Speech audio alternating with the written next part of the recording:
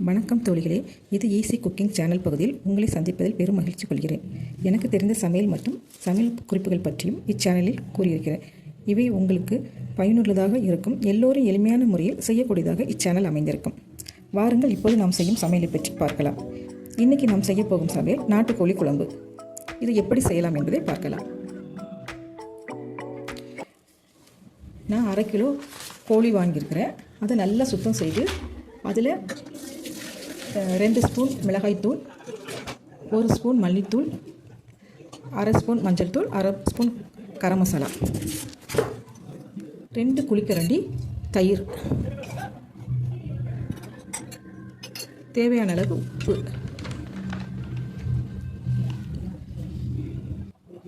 இஞ்சி பூண்டு paste 1 spoon. இது எல்லாம் நல்லா மிக்ஸ் பண்ணி ஒரு 20 நிமிஷம் வச்சிடணும். அப்படியே இப்போது கடாயில் 1 குழிக்கரண்டி நல்லெண்ணெய், 1 கையளவு சின்ன வெங்காயம். இதுக்கு நாட்டுக்கோழிக்கு நல்லெண்ணெய் தான் நல்லாயிருக்கும். சின்ன வெங்காயம் கண்ணாடி பதத்துக்கு வர்ற வரைக்கும் வதக்கணும்.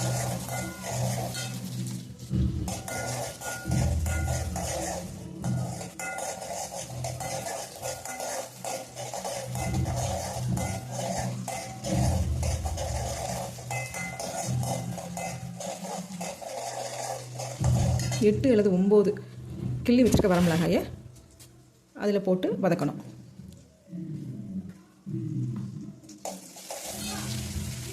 இப்போது ஊற வச்ச சிக்கனை அந்த எண்ணெயிலேயே போட்டு நல்லா வதக்க வேணும். அது அந்த எண்ணெயிலேயே ஒரு 2 அல்லது 3 நிமிஷம் அப்படியே புரட்டி எடுக்கணும்.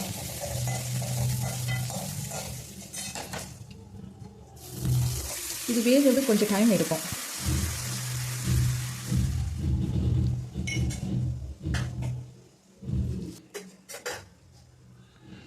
ஸ்டவ்வை மீடியமில் வச்சுருக்கணும்.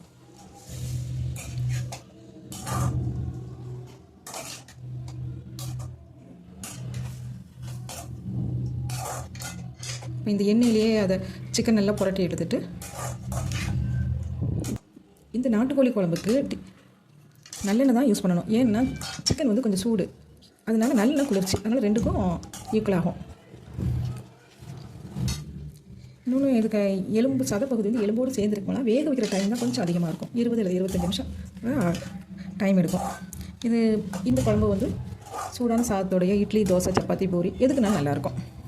இப்போ தேவையான அளவு தண்ணி சேர்க்கணும். இப்போ சிக்கன்லேயே உப்பு, காரம், அதான் புளிப்பு, இஞ்சி பூண்டு பேஸ்ட்டு எல்லாமே சேர்ந்துருக்கும்.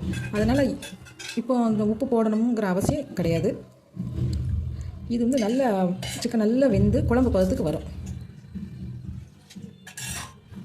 இந்த எண்ணெய் அப்படியே மேலே பிரிஞ்சு வரும். அதுதான் பதம். நல்லா குழம்பு பதத்துக்கு வந்துடும்.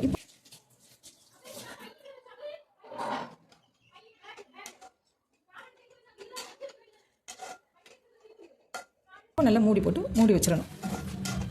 மூடி வச்சா ஒரு 20 அல்லது 25 நிமிஷம் வேகணும். நாட்டுக்கோழி குழம்பு ரெடி ஆகிடுச்சு. இப்போ இது சூடான சாதத்தோடு சாப்பிட்றதுக்கு நல்லாயிருக்கும்.